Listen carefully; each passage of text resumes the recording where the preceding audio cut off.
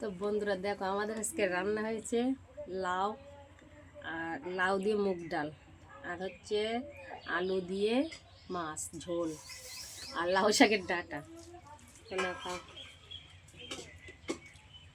তো মাকে এখন খাইয়ে দিতে হচ্ছে, কারণ উনি আর খেতে পাচ্ছে না, হাতে ওনার অবস্থা খুব খারাপ, ভীষণ শরীর খারাপ।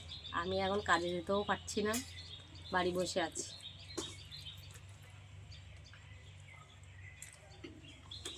তো নিজে নিজে খেতে পারছো না কেন? হ্যাঁ, তাহলে নিজে নিজে না খেলে আমি কাজে যাব কি করে? কাজে না গেলে পেট চলবে কি করে? হ্যাঁ, আমাদের তো খেতে দেওয়ার লোক নেই, তাহলে আমাদের খাওয়া হবে কি করে?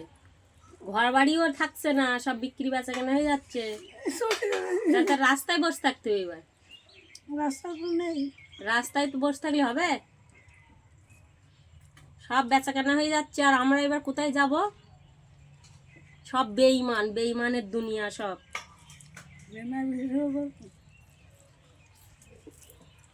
সারা জীবন করেছে, বুড়ো বয়সে উঠে করবে না বোধ হয়। সারা জীবন করিছে, বুড়ো বয়সে করবে না বোধ হয়, তাই তো? তাই তো জানি, বুড়ো বয়সেও করছে।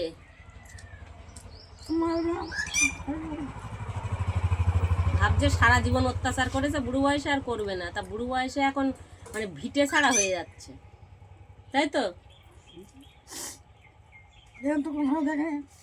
এরকম কোনো সময় দেখবা কেন? এরকম মানুষ তো পৃথিবীতে কম দেখা যায়। আমি তো লোকের বাড়ি কাজ করেছি,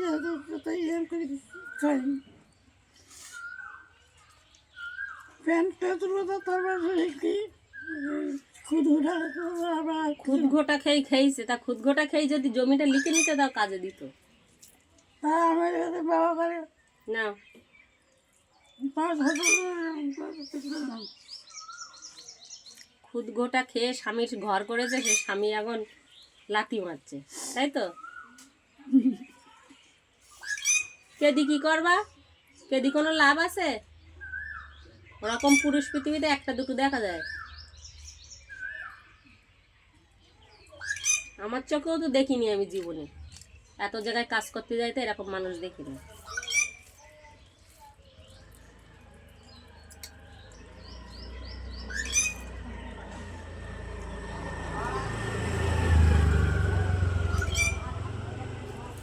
ভালো লাগছে আজকে তরকারি? আজকে তো হালকা পাতলা তরকারি, কালকে তো মাংস ভাত খেয়ে বমি করছিলে। মায়ের ভাত ভালো না। মাংস ভাত ভালো না? না। কেন? মাংস ভাত খেয়ে বমি করছে, মানে শরীরের কন্ডিশন খুবই খারাপ, ওই জন্য মাংস ভাত রিচ খাবার একদমই স্যুট করছে না।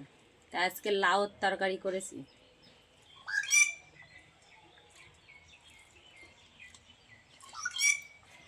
মেন্টালি শক পেয়ে পেয়ে এই অবস্থা। ঠিক আছে, আমরা খেয়ে নিই।